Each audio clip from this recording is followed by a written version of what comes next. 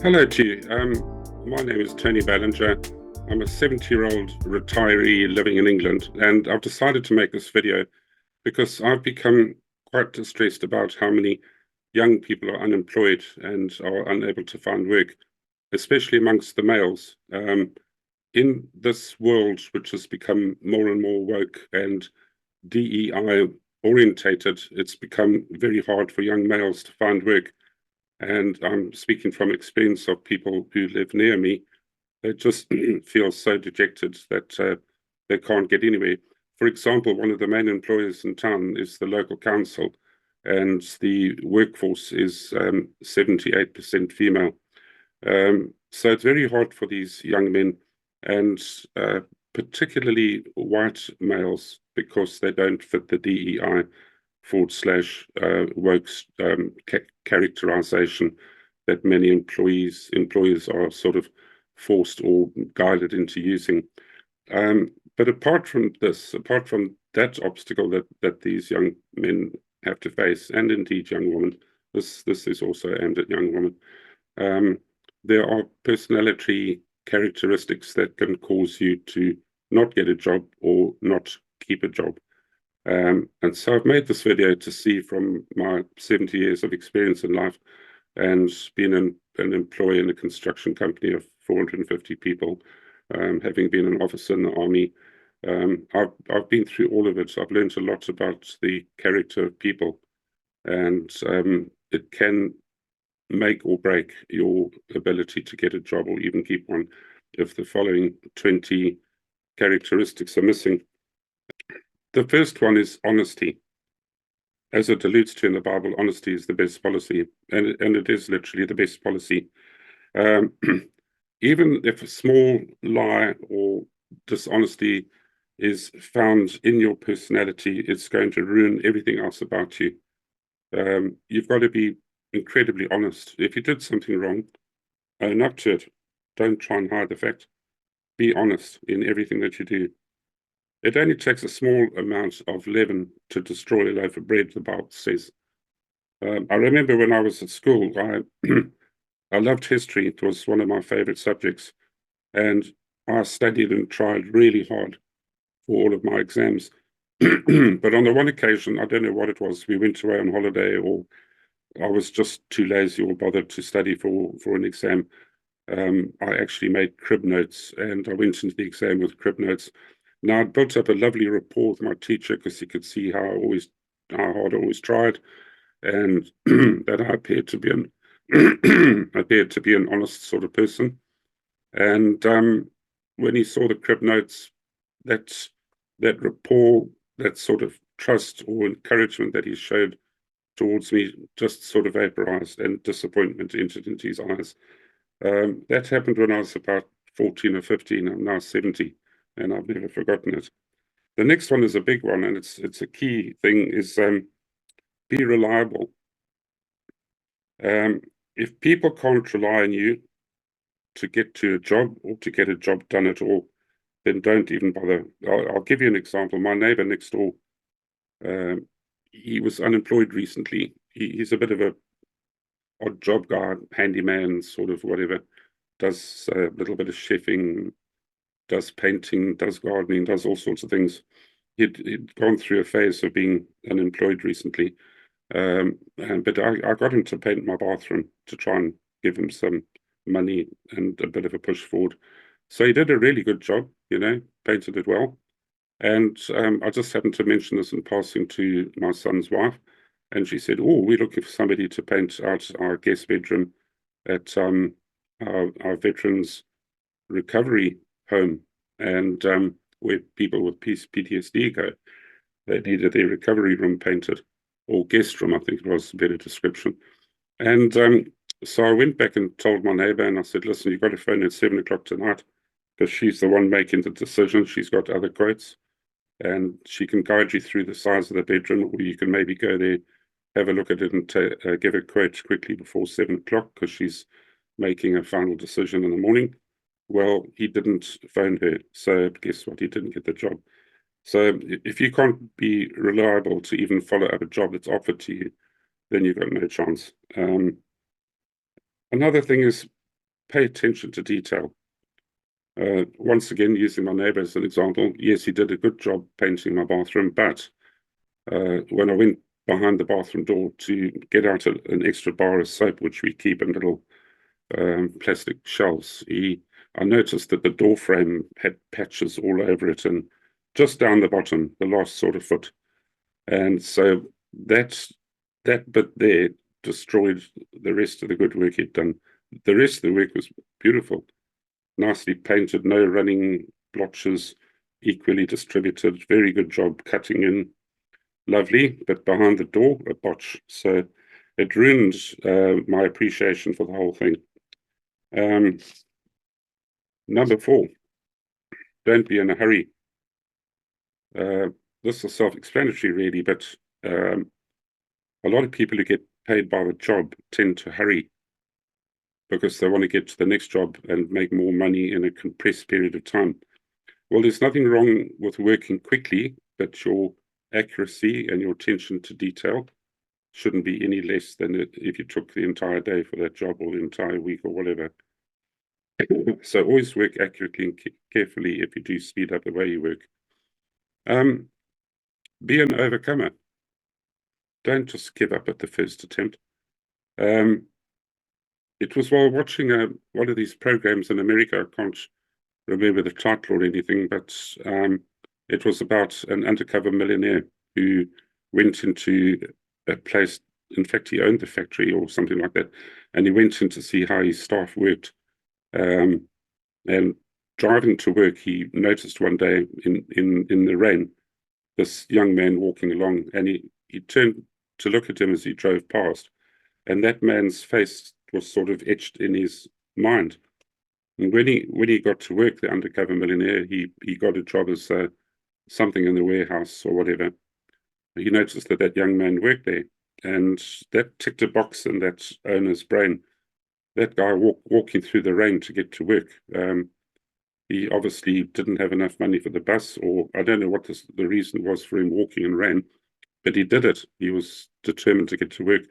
And the owner of that company watched that young man, and he was well presented. You know, he obviously wore waterproof clothing going to work, but when he was well presented, he combed his hair, he worked hard, he was diligent, he was always keen and willing to offer a hand or whatever, and he won the prize at the end of the day, because no matter what it cost him, he got to work. It doesn't matter what it costs you, get to work. The next point is do your best. Don't do a half-hearted job. Okay. Don't sort of, even if you've got a job sweeping a floor, don't put the cigarette butts and stuff shoved in a corner where nobody can see it. Do your job. Do what you're being paid for. So do your best. Don't be a whisperer or a gossiper. There's nothing worse than a gossiper, honestly, because nobody can trust you. If people hear you whispering about somebody else, then that person's going to think, well, when is he going to be whispering and fabricating things about me? Whatever comes out of your mouth must be true and honest. Keep clean and watch your body hygiene.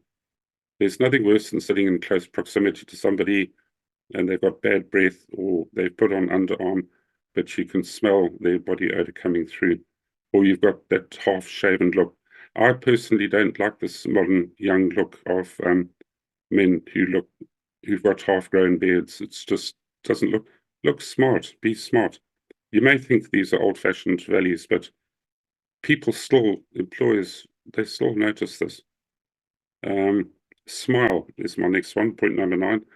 There's nothing worse than a downcast employee. Somebody's always looking morbid. He's got a crappy job. All I do is sweep the floors or clean the fat off the hob at the takeaway.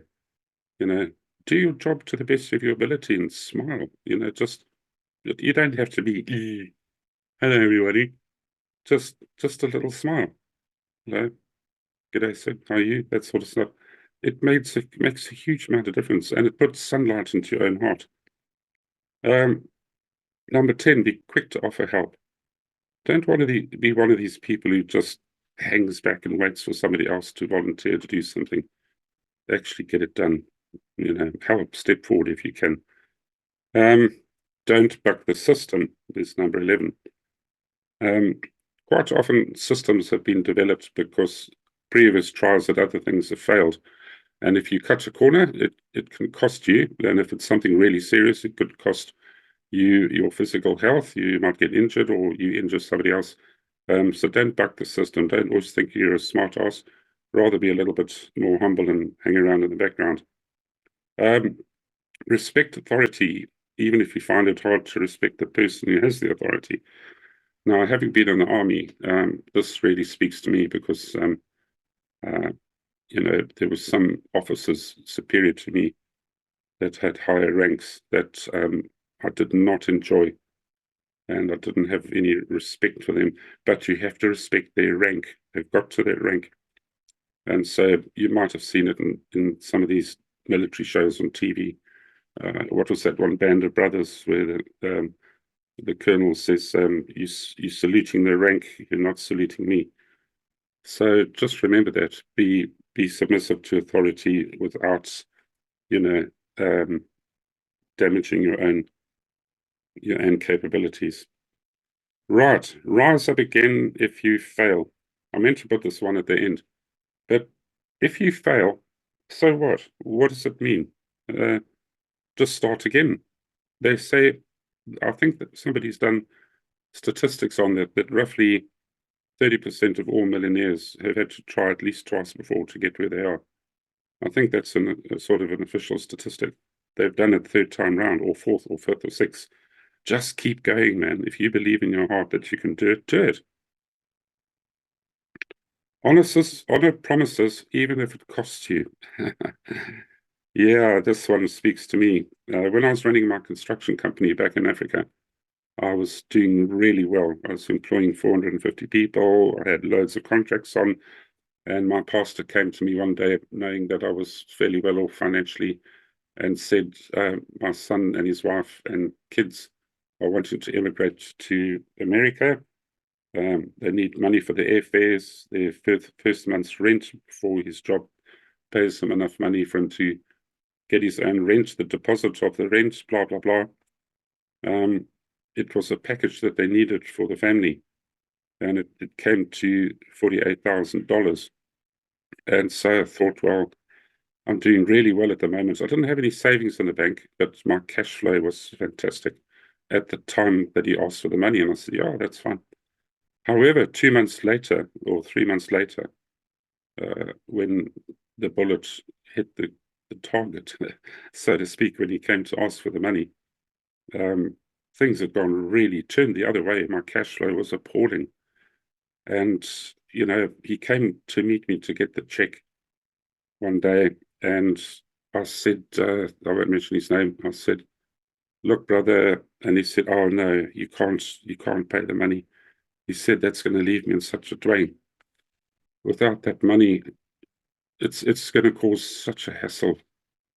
I said, no, I wasn't going to not give you the check. I lied to him, which is one of the things you shouldn't do in this 2012 talk, is don't lie about. But I said, no. And, I pulled out the checkbook, and he breathed a sigh of relief, and I wrote out the check. And, I'm a believer, and I believe that if you help people, God will always help you. Because not long after that, about a week or two later, I attended on a job months back, a plumber one, which I thought I'd loved to have, but I never seemed to get it. And then, boom, as soon as I'd partaken in this act of kindness, this job came in, The next one, point 15, is to be humble. Don't act like you know it all. There's nothing worse than a proud sort of false pride, bolshy sort of guy who thinks he knows it all. Even if you're newly qualified in something, or you're learning and the other people either side of you who are not learning as quickly as you, rather than be all bolshy and proud about what you're achieving, try and help them. So don't be humble. Don't talk when something is being explained to you. Just nod gently in you're understanding what's being said. I do podcasts, and I notice that some of the people that I interview, I'm trying to ask them a question or get a point across, and they just keep talking. And if somebody's got something to say, just pause and don't talk across somebody else. It really is very irritating. Keep eye contact. There's nothing worse than somebody looking down there when they're talking to you or you're talking to them. It shows dishonesty. Keep eye contact. Keep it not to the point where you're glaring at the person, but nod your head a little bit and keep eye contact. Don't be double-minded. This is a very important one. People who are indecisive don't make it in life. They just can't make up their minds. At the end of the day, if you don't make up your mind, you're going to fail. If you do make up your mind, you might fail, but at least you've tried. So make a decision. Even if you fail, it doesn't matter, because the alternative is you're definitely going to fail. So don't be double-minded. Look at the points that surround that particular problem or challenge to you, and make a sort of decision that's based on those facts and your assessment, and go for it. Offer suggestions. There's nothing wrong with you offering a suggestion to people. When I was in the army, although I was in charge of the men I led, I welcomed them offering their suggestions to me, because 10 brains are better than one, and not everybody can be on top with knowledge and that type of thing. So offer suggestions. Your employer will see that you've got a little bit of spice up there. Don't take anything without permission, no matter how small. This thing of not even stealing a pencil from work is valid, because if you can do that, you can do anything. You can steal your boss's watch when he goes in for a shower in the gym at school or whatever like that, or the workplace. Don't get into theft. Don't even take the smallest thing. Be willing to socialize with your workmates. This is an important thing. Where I worked in town for many years here in England, the guys and the girls always used to go out every Friday night and have drinks. I don't like the pub life, but I went along on maybe one a month just to nod my head and have a drink, and but if the jokes started to get below the belt and all that sort of stuff, I didn't get involved in it. I only went once a month, and that was it. I would not let it dictate my life. My life is my life. And linked into this, don't let your values be lowered. I mean, if you go to a pub night with guys, they can get lewd, they can get rude, they can talk about women in derogatory ways, they can crack jokes that are not kosher. I mean, you don't have to be boring in life, but if you're a person of integrity, there's nothing to stop you really laughing at some of the things they're saying, but don't partake in them. And if you do laugh, don't let it be a laugh that shows support, but rather minor disagreement with it. Not a sarcastic laugh, but you know what I mean. I hope this helps some of you. Honestly, it's my neighbor next door that has prompted me to make this video. He's lost so much confidence in life. He comes home, he's got a part-time job at the moment for 3 days a week. He comes home, myself and another neighbor are always trying to find him work.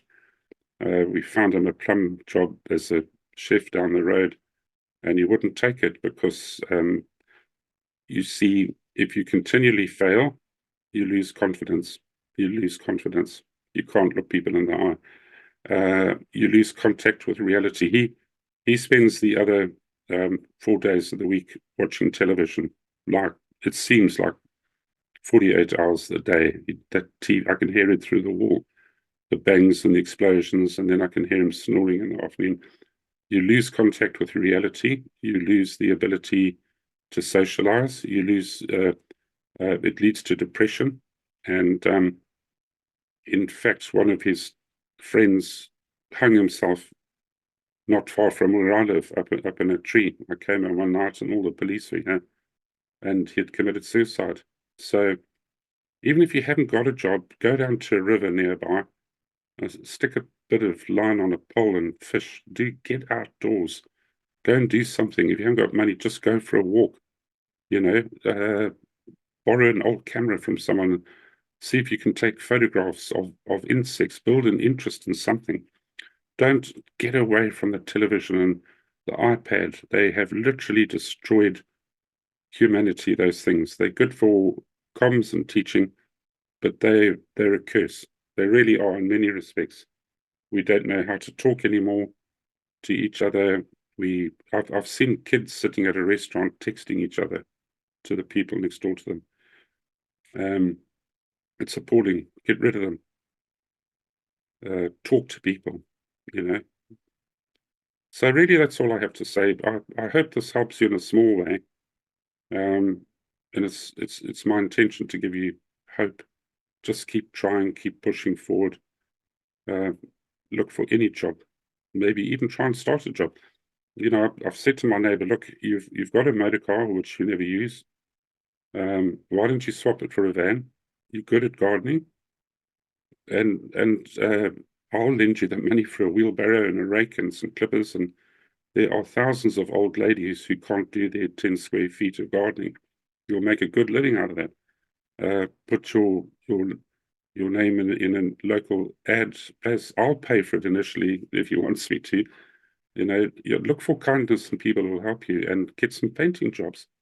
But there's just no drive there because he's lost the ability to face life. He's just running away from it. And that is a ticket to suicide.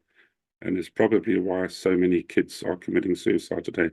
Don't commit suicide. If you're feeling that low, talk to somebody. There's always a way up. Get out of your house and get away from the box. Okay. God bless all of you. And maybe I'll do something like this in the future. Okay. Cheers for now.